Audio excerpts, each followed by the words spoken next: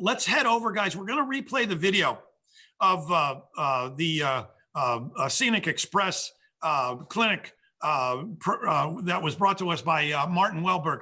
And the reason why we're doing that is people have asked, and they said, where does that stuff come from? Well, if you go to scenicexpress.com, you'll be able to see all of that information. And there's a whole product line that Martin Wellberg offers, guys, but it's available in the States through Scenic Express. So check that out.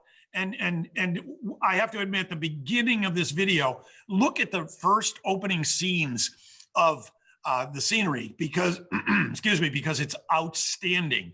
And then there's a little bit of Max Headroom action going on with Martin in his editing. But don't worry about that. Pay attention to what he's doing and how he's doing it, which is the majority of that video. And you'll see how to use that static machine, which is just amazing. And the results he gets from them are just amazing. So let's all head over to that video, check it out. And we'll be back as soon as it's over. Thanks very much.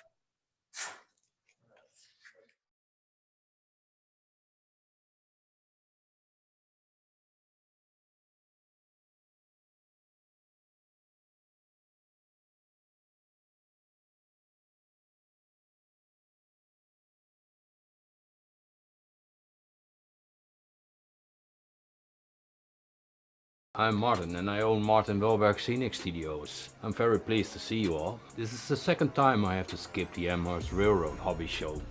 Last year in 2020 I should attend for demonstrations in the Scenic Express booth, but due to a recovery after suffering an appendix surgery I had to cancel it. I discussed it with Jim and we postponed it to 2021, but this year we have other problems and we have to cancel our visit to the show, unfortunately, something like that, because we're still living in the midst of this pandemic and with all the restrictions we have worldwide. I'm pretty pleased with the nowadays internet and the possibilities it has to stay in touch, and I'm very pleased that the Amherst Railway Society found a way to connect to you, the audience. Although I would love to see you in the flesh and have a chat about the greatest hobby in the world during a real life clinic or a demonstration, I do believe that this is the way we connect nowadays, and this is the best option in these hard times. But with a vaccine produced and more on the way, I have good hopes that you and I will meet and talk in 2020 at the Amherst Railroad Hobby Show. For now, I'm pleased to see you in front of a monitor or TV and watch the first clinic I do for the Railroad Hobby Show. This clinic or presentation will be about advanced scenery and modeling with the use of modern tools and materials. And now I hear you think, oh no, more computers and digital stuff on the way. But honest, no computers, no digital stuff. We discuss static applicators and vacuum cleaners, and a bit about flock glue and other things. So in the first part, I will be talking about static grass. For me here in Europe, a technique already in use for 2 decades. To be honest, when I started modeling back in 2010 and not Grassmaster, now the 1.0 was one of the first modeling tools I bought. Now, from what I understand, the recent introduced version, the 3.0 and the 3.1, have more power and more reliability features than they used to have back then. But seeing Truls Kirk working on his layout with this machine on his coastline railroad, I needed one of these to achieve the goals I had in mind, and it's still a purchase I don't regret. And honestly, I think that a static applicator is one of the must-have tools a trained modeler needs. We use DCC, modern power tools and more to build our baseboards and run our trains. And then we did some foam or crappy colored sawdust on the layout to model our nature. The principle of flocking, as the static application is called, is all around us. The hood headliner in the back of your car, the flock boxes they put your jewelry in, you buy for your lady, and the nice soft fuzzy prints on t-shirts, you know, they are all flocked, mostly with very short fibers, but it's fiber flock in a glue base. Now I can tell you who introduced static application in modeling. As long as I remember, there are these awful grass mats, 2x4 foot or something, with one color and one length, you know. But I can imagine one day a guy thought that it could be fun to use a static applicator he's using at his work on his layout. You know, we as creators often use materials for different purposes than meant to be for. But for us, you and me, it's not that interesting. The important part is what we can can do with the static energy to achieve the most natural looking scenery on our layout. Okay, and what do we need to achieve results like this? Well, to be honest, I don't think that much. First of all, you need a static applicator, a machine to do the job for you. You need flock fibers or static grass in several colors and lengths, a bit of water-based glue, a round beaten up brush and a lot of time. And yeah, I can hear you say a lot of time, this precious thing we all lack. In my opinion, if you spend your time efficient, you can achieve a great natural looking result, almost like the real thing. So let's start and talk a bit about the applicator. There are a few on the market nowadays, a couple of them not available in the USA and some USA American brands not easy to lay your hands on in Europe. So for you guys over here, I stick to the Static King from Woodland Scenics, the one and only US brand I worked with. I tested the Static King when I did clinics at the National Narrow Gauge Convention in Sacramento. So I can say that the Static King, especially when the wall power unit is used, works well and will do the job. What I used in the demonstration video is the Static King, because Jim sent me one. Well, I used a lot of machines in the 10 years I model now. I started in 2010, one of the first things I bought, what I said before, to use on my layout was the Nog Grassmaster. Well, according to Nog, it would provide 15 kilovolts of static energy with the use of a 9-volt block, but I couldn't reach the power they said it would be delivering, 10 kilovolt maximum. So I modified it a little bit and clipped it to a wall power unit of 12 volts. The wall power units pumped up kilovolts and boosted the charge. Well, it was a bit of a gamble and it could damage the machine, so it's not recommended. Because I posted an awful lot of pictures online of my work, they noticed me and asked me if I wanted to become the Grassmaster of a big project for 1000 square feet in Essen, Germany. So I traveled weekly to Oberhausen to work on this project, and that's where the first time I laid my hands on a 70 kilovolt Mach Aeroflock. Well, that is a device, people, that is a device. It delivers 17 kick-ass kilovolts of power and it is the turn of my life. I went on with static grass, not only in the hobby but as a professional as well. Working in Germany, I bought my own 70 kilovolt unit. I had a follow-up in the even more professional 80 kilovolt units from Borgert and Muller. We have 3 now which we use in production. For all these years I tried and tried even more, and a lot of people started asking me, Martin, what is the best machine on the market? Well, do you need so much power? And all these kind of questions. To be honest, I will try and answer a couple. The first question what people ask me most of the time is, do you need power? My answer here is yes. If you start and buy one of these T-strain sieve type of thing, I think that you will be disappointed when you try to shoot fibers longer as 2mm. So I recommend a decent hobby grade machine that is at least 15 kilovolts of static energy. Do you need more power? That depends on the scale you work in and what you intend to do and shoot with the machine. If you work in HO scale and you like to shoot mainly 2mm fibers with some 4.5mm accents, then a machine from 15 to 25 kilovolt will be sufficient. If you intend to shoot a lot of 6mm and 12mm fibers, I recommend spending a bit more money and try to find powerful machines. RTS ScreenKeep, which will soon be available through Scenic Express, produces good 35 and 55 kilovolt static applicators. But if you have a bit more time, a Corsa mesh will work too. So here I leave it for now. Enough talk about machine. Up next is the main battle axe. My weapon of choice when it comes to creating realistic scenery with static grass is a round, beaten up, battered brush. Well, yeah, it used to be a new one, and I can hear you say nobody produces brushes like that, and I must say you're right here. So one of the first things I will show you in this clinic is how to treat a brush so that it will be perfect for the job we intended for. I use a round brush with natural hog hair, and you find it in my country for cheap in almost any dollar or hardware store, and these cheap brushes are perfect for what I have in mind for them. No need for expensive ones, just watch why. In the USA, this style paintbrush is available in a 3-piece set through Scenic Express. First of all, I take a bowl with water.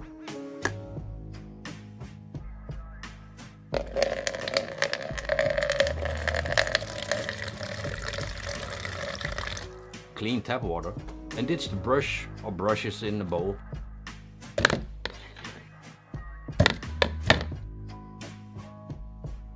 And let it stand for a couple of hours. Most of the time it's an overnight process. In the meantime, we search for a piece of leftover plywood from our layout build, or some styrofoam we used for building our scenery, and also an old rag or t-shirt is an attribute we need. And for what do we need them? Well, to dry our brush with a rag. All the water it's soaked up must be removed, and then we start dabbing the brush on a piece of ply or styrofoam. Dabbing, smashing, or whatever you would like to do, but the brush needs to look like this. A brush with all the hairs widespread so they can handle small drops of glue to put down on the surface. That's the preparation of the brush.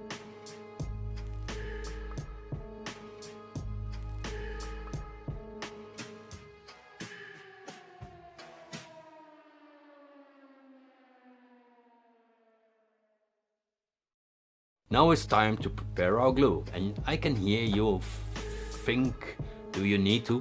And yes, you do. Because of most of the ready-made glues are not thin enough to let a glue drop run off the brush hairs, you need to prepare. You need to thin down the glue to a consistency of skimmed milk. It has to flow easy. So, and what glue do we need? Well, to be honest, there are several glues you can use. I myself use a PVA school glue most of the time, or an acrylic binder. Can hear another question coming up. An acrylic what? Well, an acrylic binder is a raw material they use for the manufacturing of acrylic paint. A pretty thick consistency, which can be thinned with water to the consistency we need it, but still has enough body to stick our fibers in with static energy. But I believe that any water-based PVA glue will work as long as it doesn't build up a skin too fast. Can I use a regular carpenter or craft PVA glue is a question that pops up very often. And as an answer I say yes, no problem, as long as you keep the areas to work on pretty small. Regular carpenter or PVA glue does build this skin very fast and was designed for clamping materials you use. When you shoot static grass, we don't clamp, and what happens is that because of the skin, the fibers can be shot into the glue. This upper surface is already dry and all the fibers bounce off. So what glues do I use? In the USA, glues like Elmer's school glue or a glue all, Scenic Express tacky glue works fine. Mod Podge matte, a matte medium concentrate. Don't know, guess any PVA or acrylic based glue that doesn't skin too fast will work. We dilute it with tap water to a thin, skimmed milky consistency, and as long as it flows off the brush head pretty easy.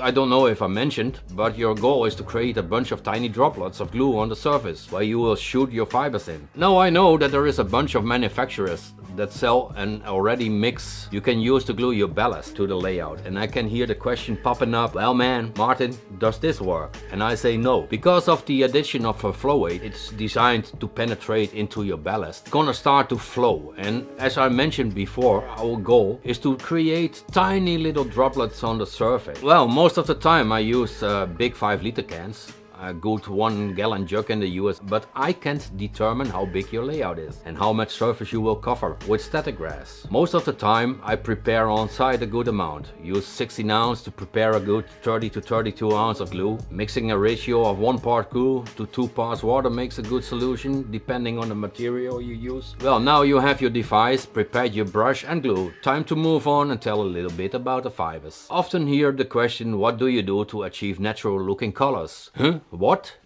You need to prepare the fibers? They don't come out straight out of... Yes and no. Straight out of the box, most fibers on the market are too bright. Some even have funny bright red and yellows between the greens. So what we do is mix them. Combine colors like pointillistic painters like Sarrat did on canvas. Combine a couple of colors to the point that it has the color of your liking. See it as pigments in paint. By combining red and yellow you have orange, yellow and blue makes green. In fibers an olive green and a beige makes a late summer. And how do I determine this color? Well, for me that's pretty easy. I do it on site and I do it from memory. But my advice to most of you is that you take pictures or scavenge around the internet of these things you want or like to model, and use this picture or pictures as a reference to mix your fibers on. Well, you put your fibers on a thing and look and check and all these kind of things until it's reasonable the same. So let's try something. For example, I downloaded the picture from the internet from what I would like to achieve on this Dutch modules, and I think it's a late summer.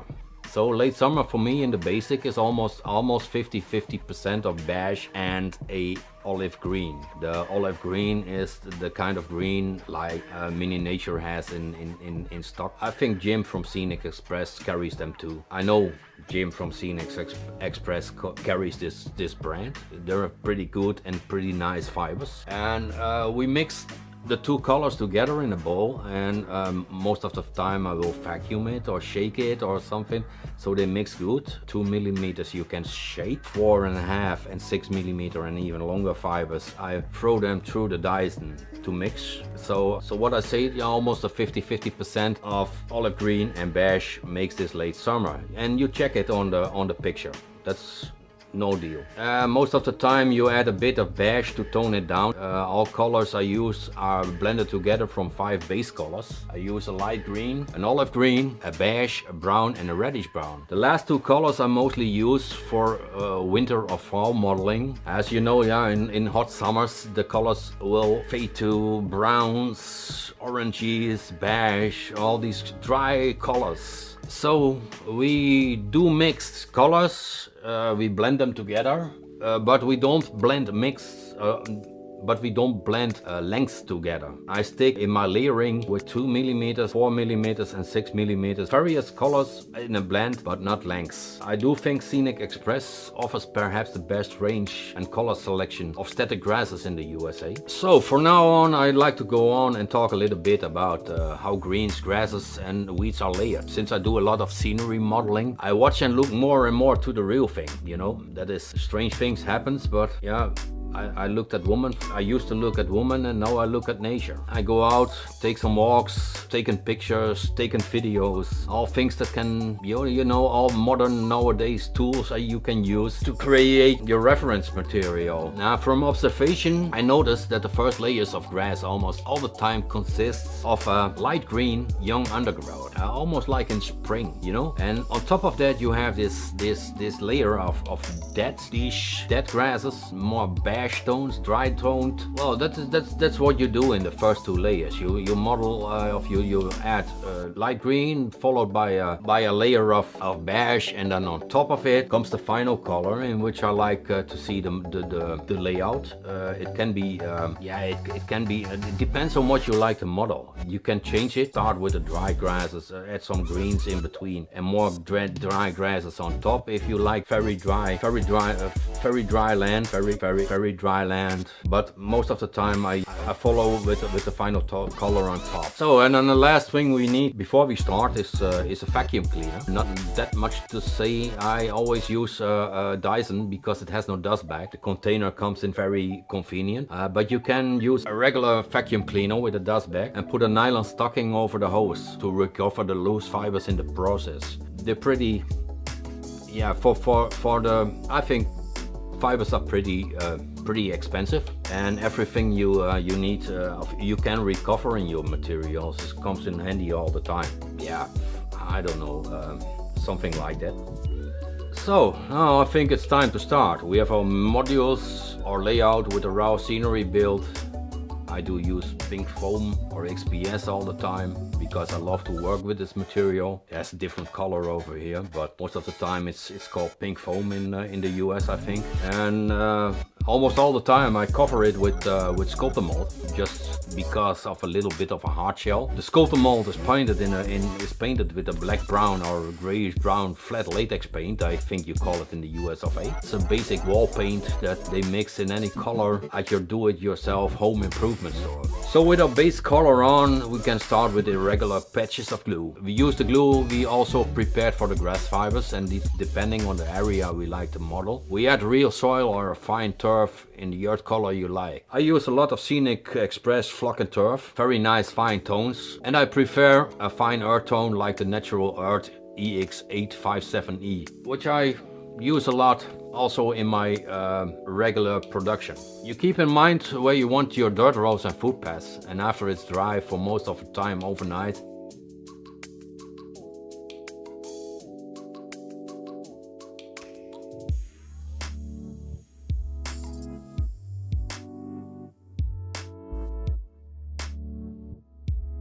after this is dry, and for me it's most of the time an overnight thingy, I do the same thing again and add irregular patches of glue in between the patches of earth.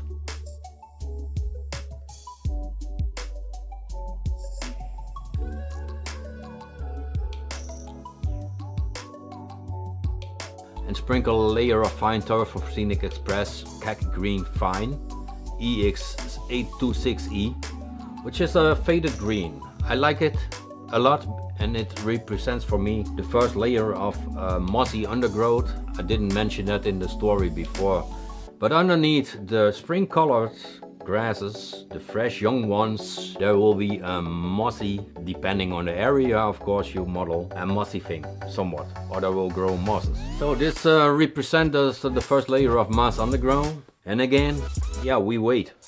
Yeah, wow man, waiting is something, oh, I hate this as a modeler, waiting, you know, but we have to wait until it's completely dry before we can move on. So when it's completely dry, we grab our, well, now it's time to grab the static applicator, the pot of glue, the brush, and the 2mm light green spring mix we have. Take the brush, dry it, shape it as shown before, and dip it gently in the glue, you know, real gently. Only the other tips, the ends of the brush, the glue of the hairs, must be covered with glue. Now you dab it gently on the surface where we like to cover our layout with static. Do it gently, and keep in mind that everywhere the brush touches, also even if you don't see glue, there will be glue. There's one mistake most people make, and that is that they think that static grass needs a very thick layer of glue to stand up and adhere to. Even in the thinnest layer, the static grass fibers will stand up straight. If it doesn't, it has more to do with power of the machine than it has with the static grass with the glue. You know, it's just that some manufacturers try to tell you that you need their pretty thick glue to glue their fibers to. The end result is most of the time, I call it some kind of felt tile we use here as floor covering. So what I mentioned before is that these fibers will stand in the smallest drops of glue and all this kind of thing. So now I will mention, and I will tell you not to. Don't try to do too much surface at once, you know, keep it small, yeah, something like that. And keep in mind that the staticking works best when you close the, so when you did glue your surface with all these tiny drops of with all these tiny drops of glue, you take your staticking, you fill it with the 2mm spring mix. Yeah, you you turn on the sieve, put on the machine, and then start shaking. But keep in mind that the machines, and all static machines, work the best when you use a distance between the glue or the surface and the machine from around 1/2 to 1 inch. So you shake, rattle and roll, shut down the machine, put it aside, and then you wait again. Easy, you know, easy peasy. Most water-based glues dry pretty fast, but not tough. So they have the final strength after a day. But most of the time you can work on after 10 to 20 minutes. And after 10 to 20 minutes you grab your vacuum cleaner and hover over the surface at the same height as you did with the staticking. This will vacuum off all the loose fibers of the surface. This will vacuum off all the loose fibers on the surface. Well, this will get rid of most of the loose fibers laying around on the surface, so that you can that you can work on. Now you have to decide if you go on and do a larger part of your layout, or you do the second layer on the part you already covered. It's pretty easy. For the second layer, you have the same. You start. Well, I do have to note something here, and that is that you please maintain a cleaning process for your brush in between, and do that frequently. This allows what Jim told me is wicking of the glue at the tips of the brush fibers and keeps your brush in shape like it has, you know. Do it regular. So with all the fibers removed, you can go on to the second layer or do more on the layout. That's your decision. Again, we grab and dry and shape the brush. Clean, dry and shape is something we need to do often in between. It's a lot of work, I know, but you have to, because you want these small droplets. Again, dip the brush in the glue and dab it onto the surface of where you want your second layer. And you do that as random as possible. Add a little bit of glue on top of of the fibers already existing on the again, yeah, just do it on top of the already existing layer. Again, tiny drops, not too much, not too thick, clean and shape in between, add glue. It's not that difficult, but you have to try and just do it. And please don't think too much about where you want to place it in these stages. It's more or less from, oh well, it has to be a little bit random. So while adding glue, grab the static ink and add a layer of beige fibers. I know beige sounds a little bit funny out of my mouth in English. I had a little bit of a problem with the word already.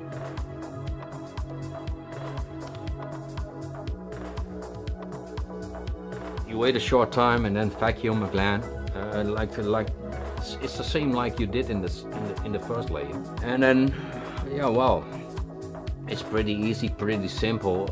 Then you add your final layer of 2mm fibers. Most of the time, this is in the color I like them to be.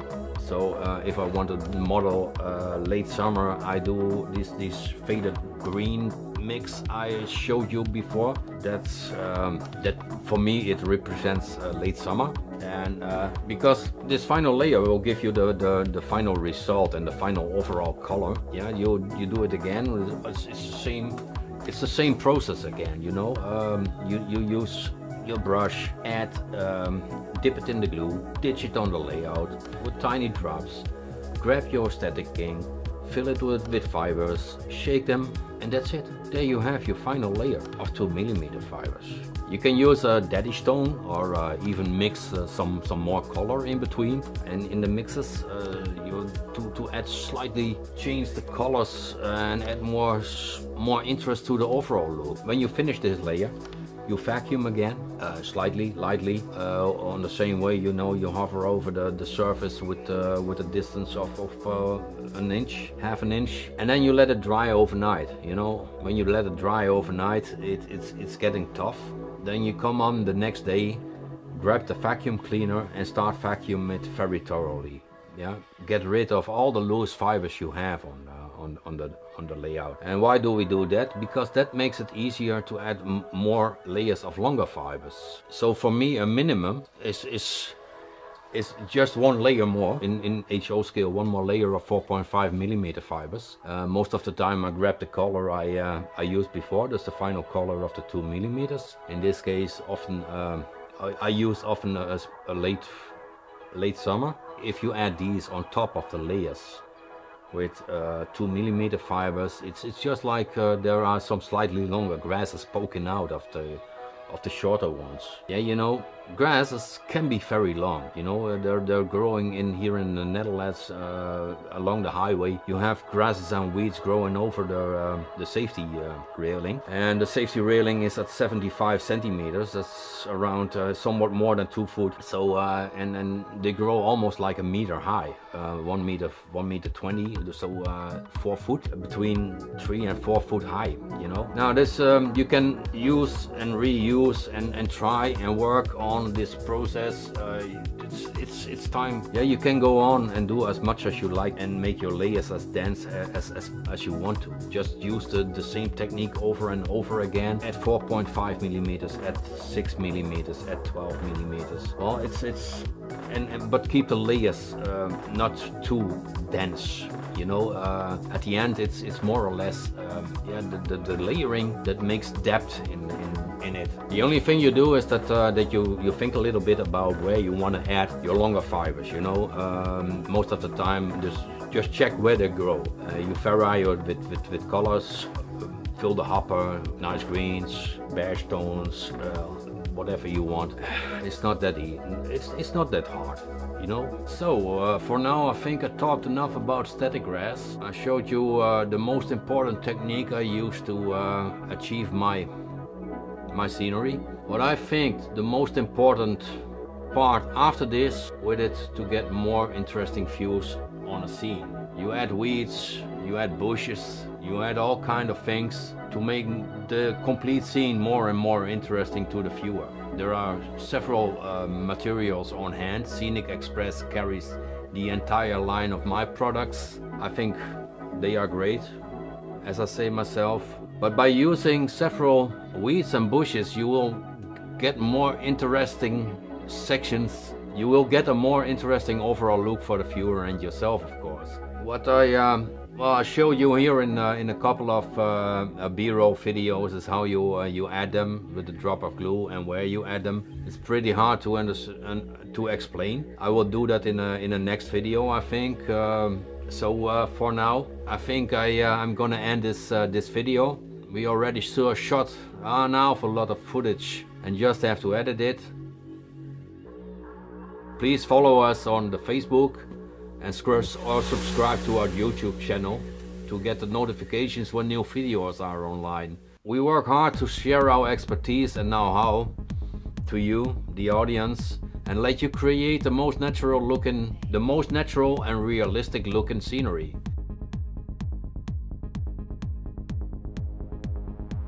So thanks for now, thanks for watching, and we'll see each other next time, and hopefully here at the Amherst Railroad Hobby Show in the flesh. See ya. Bye bye.